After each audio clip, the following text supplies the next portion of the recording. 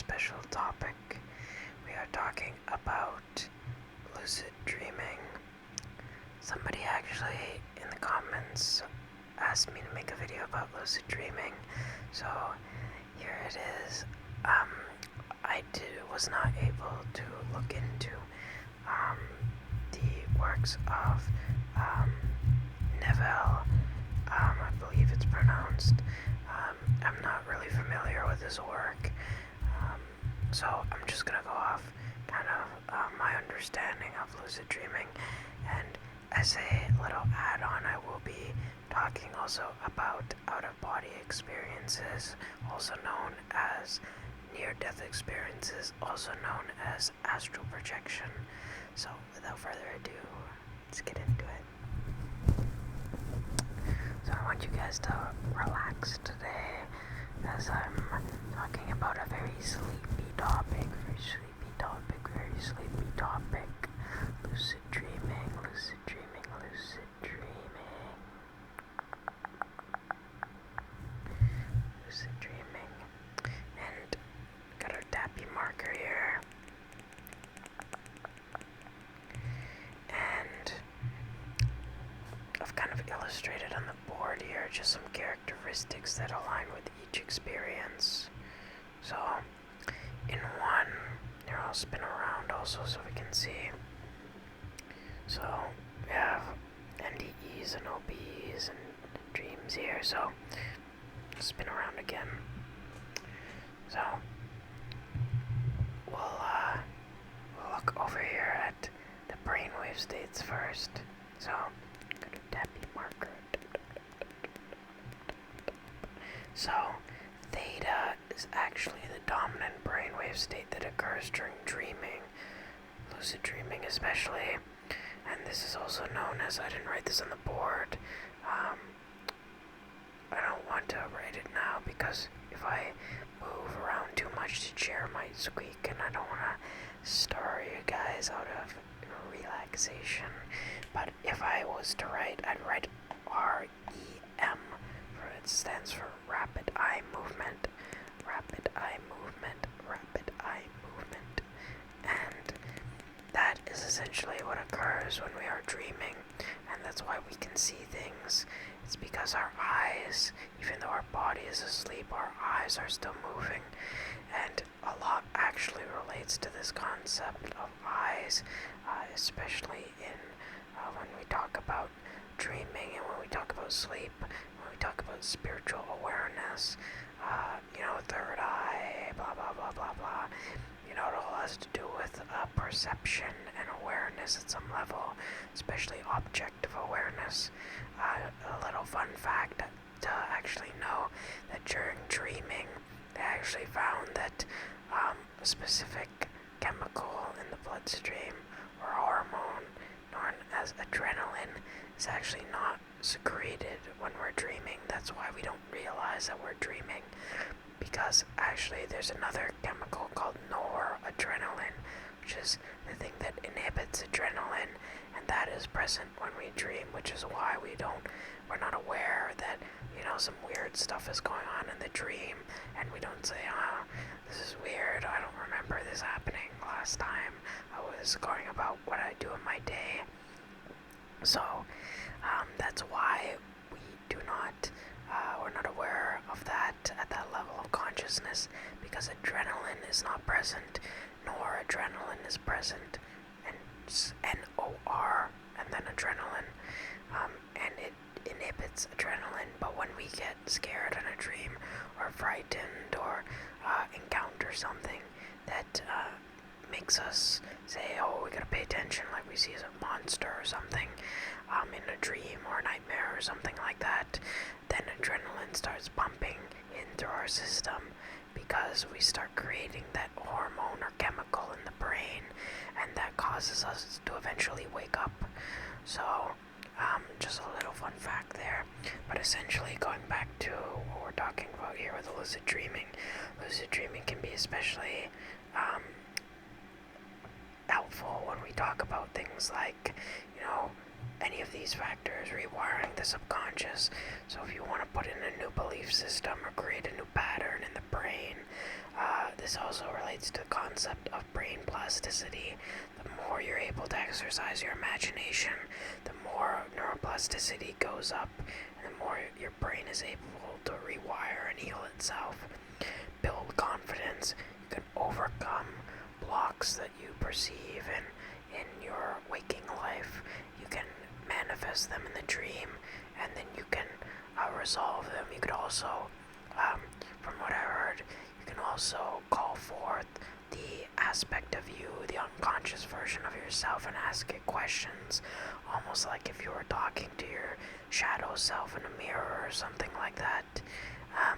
So you can ask yourself deep questions about yourself and about your understanding of life to get deeper insight into yourself and the world around you in waking life. So you can build confidence through generating experiences through your imagination, and then coming out successful in them. Emotional release, similar concept. So say, for example, you're somebody who has encountered experiences of trauma in your life, or experiences that didn't quite go your way, and maybe you suspect that they subconsciously hold you back at some level. And if that is the case, if you are someone who maybe even suffers with PTSD or like post-traumatic stress, or any kind of deep trauma, you can resolve it by encountering the situation again, but resolving it and coming out successful in that situation. So the pattern that has played within the subconscious mind it's not playing anymore. It's broken. It's reprogrammed because you've taught the brain how to overcome that thing. The reason why we often repeat trauma in our life in the waking world that we have experienced in the past is because the brain records it, that event or that experience as a memory, so that it can essentially protect itself from that happening in the future. But by it doing that, it actually causes the circumstance to repeat instead of it not repeating. So the concept of us recording memories a lot of the time is actually against our best interest, because it's not actually recording things that we would actually like to remember. It's recording things that it believes that we need to safeguard ourselves. But in recording that experience, it re-experiences that experience in time. And that's why often when we experience something undesirable, maybe in our history of relationships or some kind of obstacle we have encountered in life, we will re-encounter that situation regardless of how many times we get into relationships, because that experience that has happened to us is still being played in the subconscious mind. So that's just an example, but essentially you can recreate the scenario in your dream and overcome that to break the pattern, and then you can, it's almost like a tape recorder. You can take out the old tape and put in a new tape, and put in the tape that you want to play instead of the one you don't want. So emotional release, you can overcome emotional barriers, perfect skills. So it has actually been shown that athletes who do the exercise that they train for in real life, if they do that in their dream or in a lucid dream, such as, let's say, for me, like I like doing pull-ups, or I should say that's an exercise I deeply connect with, and I feel empowered by doing that. If I did pull-ups in my dream, it's actually shown scientifically that you can increase your progress by 50% just by doing that exercise in the dream, even though you're not lifting weights or doing calisthenics in the real world. Even like, so okay, let me explain this. If you're doing your training in real life and you're doing your training as normal, your progress or your efficiency will go up by 50% if you also do your training in the dream. So it's actually been shown with athletes that those who engage in lucid dreaming and doing the exercise in their dream will actually build muscle and actually develop just as a result of them dreaming that they're doing the exercise, because you're also rewiring the brain through your imagination to do that exercise. So remember, gym, exercise, mind-body connection, mind-muscle connection, right? So this is the mind part, the part that you can do in your dream. So your efficiency in exercise can also go up. Expanded understanding / imagination, so you can expand your understanding and your imagination abilities or capacity. And this is somewhat of what I was saying earlier about here with rewiring the subconscious. Your plasticity, your neuroplasticity, your brain plasticity will go up by exercising that aspect of your imagination. So this is fundamental for being able to rewire your mind, put in new belief systems, think in new ways, understand new things. Anytime you want to learn something, if your brain plasticity is high, it becomes easier to do a new thing or learn a new skill. Or say, for example, you want to learn a new language, it becomes easier if your brain plasticity is higher. So it's your brain's ability to rewire itself. So that is essentially lucid dreaming. Those are some of the things you can accomplish with that. And this is the Theta brainwave state, the second deepest brainwave state, second deepest brainwave state, second deepest brainwave state. The deepest is Delta, which we'll not go into today because it is deep unconscious sleep in which you just have the cellular processes that are regenerating the physical body. So there's no sleep or no dream that takes place during that phase of sleep. So that's deep sleep. This is rapid eye movement sleep. So we'll go on to alpha now, which is actually the brainwave state associated with near-death experiences, or I should say out-of-body experiences, near-death experiences, and astral projections. So I'll spin around here. I don't know if you guys can see this, so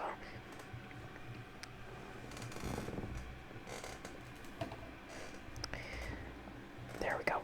And so we can see here, retrieve information. What is meant by that? So you can, if you're familiar with the concept of astral projection or out-of-body experiences, it is essentially where you enter this almost objective third-person view on the world, where you're able to leave your body and either travel as with your astral body, which is basically an energetic double of the physical body, or you can travel with one of the higher bodies, such as the celestial body, which is just basically an orb or sphere of conscious energy, which has no physical or is not materialized in any form. It's just this aspect of consciousness, a bubble of light almost, that floats around, and it can go anywhere. So you can go and retrieve information, you can go and view the world, you could travel to the other side of the world and see things there. And yes, sometimes in the astral plane, as they term it, or in this dimensional plane, that information that you see is not always 100% the way it is in the physical world, because some things might be a little different, such as I see this tappy marker, tap, tap, tap, tap, tap, tap, tap, and here the cap is black and the body is white, but in the astral plane, something simple like the colors being reversed might be something that is taking place. So that is one of the possibilities that can happen. So just be mindful of that, there is some slight discrepancies between this energetic double world which we see, which we call the astral plane, which is the dimension closest to the physical. So there's a few different planes, but we're not going to get into all that. Let me know in the comment section if you would like me to construct a video diving into all the different planes of the astral. Personally, for me, I do not have that much extensive experience with astral projection or lucid dreaming as much. I mainly encounter I do more energetic work than things like dream work. I do have some experience, but I'm not an expert. I know more so from what I've learned on the subject from others who have had experiences with this and have relayed that to me, and from what I've seen in videos and also teachings of other spiritual teachers. If you're interested in something like astral projection or OBEs, I encourage you to check out the works of Samuel Anwar, who was a spiritual teacher who delved deep into things like mantras around how you can that you can use to leave your body and stuff like that, and develop the subtle energetic bodies that are needed to travel this plane of existence. So again, this is also associated the same plane as the afterlife, or also basically the nether world, essentially I would term it as, because the afterlife is more so just one specific space on these energetic realms. Anyway, I digress. We'll get back to the benefits here. Retrieve information. So again, as I said, you can see information there. Be mindful. There might be some discrepancies with what you see. Understanding non-physical planes and energy, so you understand how the energy of consciousness and the energy of your thoughts work more so. Things on the astral plane typically manifest themselves instantly. There's no time or energetic lag like there is for us here in the physical dimension. So that's something to be aware of. So manifestation occurs basically instantly there. And see more, so see farther. So I'm kind of reminded of this concept that think of almost if you're at the top of a high structure, or let's take the pyramid for example. If you stand at the top of the pyramid, you can see far distances over the land. If you're at the bottom of the pyramid, you can't see that distance. You can't see from that higher viewpoint. You can't see that far because you're not that high up, right? So by ascending to a higher energy level, you can see farther. So that's what I mean by see farther here. You can turn up your frequency, turn up your vibration, turn up your energy, and go anywhere you want to. See beyond what you have previously been able to see. Spiritual awareness and defense. So as we know, there are also other beings, typically disembodied beings that exist on this plane, such as entities, the dead, parasitic, or demonic beings. So be aware of all those things. Don't be afraid, because there's nothing to be afraid of, but just be aware that not everyone is a friend there. So you just have to be aware and have your wits about you. And most of the time, if you are fearful of having this experience, it will not happen. But sometimes you will have the experience and encounter something that is undesirable, but just understanding that you're protected and then you could go anywhere you want to. And if you go turn up your vibration, they can't invade your field. Lower hybriding entities or demons and stuff, they can only reside within lower, denser planes of existence because they can't expend the energy needed to go to the higher upper planes of existence, right? So, they typically feed off things that are in the lower planes.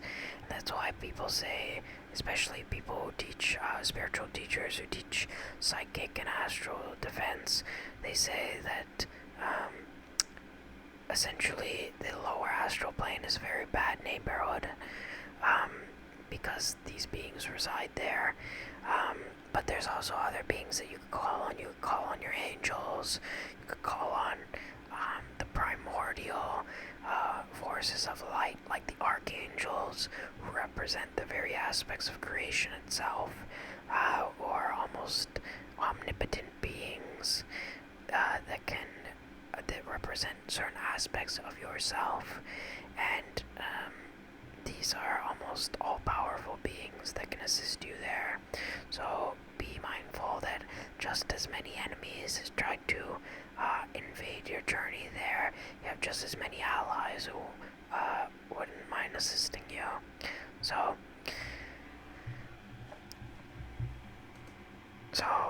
yeah, you got entities, you got angels, you got spirits or souls of the dead. So all these beings exist there.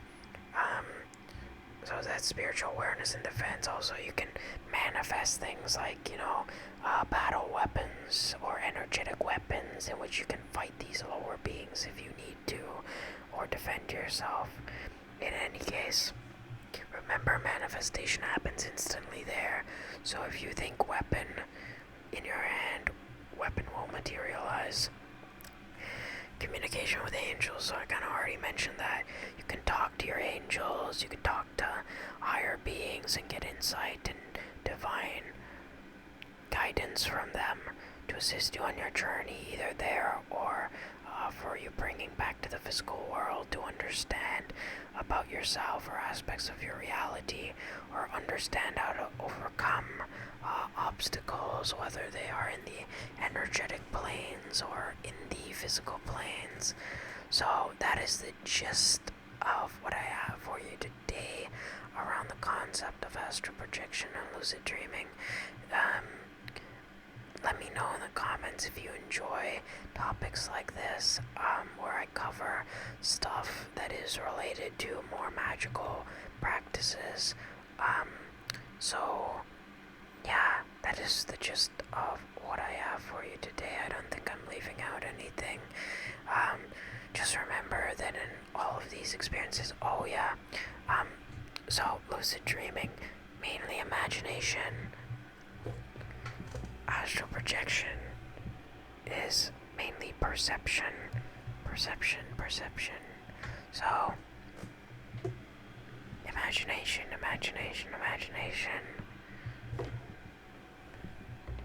Perception. So, imagination. Perception.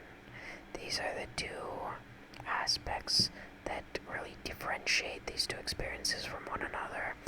And I will say that a lot of times one of the also other main differences is that these can turn into each other, but typically lucid dreaming, from the lingering understanding, is that it happens internally, it's within yourself. Astral projection happens externally, you're leaving the body. So lucid dreaming is more of a subjective experience. Astral projection is more of an objective experience. So one's imagination, one's perception. So while they do overlap and they can transform into one another, like some say that if you are in a lucid dream, you can create a portal, or you can imagine a portal, or imagine some kind of gateway or bridge, or some kind of doorway to this other plane of existence, a portal. You can manifest a portal and you can walk through it, and when you walk through it, you'll be on the astral plane, but it's the intention of saying, okay, well, I want to, go to the astral plane, and I'm going to open a spot to do that there. But remember also, a prerequisite to doing a lot of this stuff is you have to have the conscious energy to do it, and you have to have your energy bodies developed enough to actually get you there. So that is what I have for you today.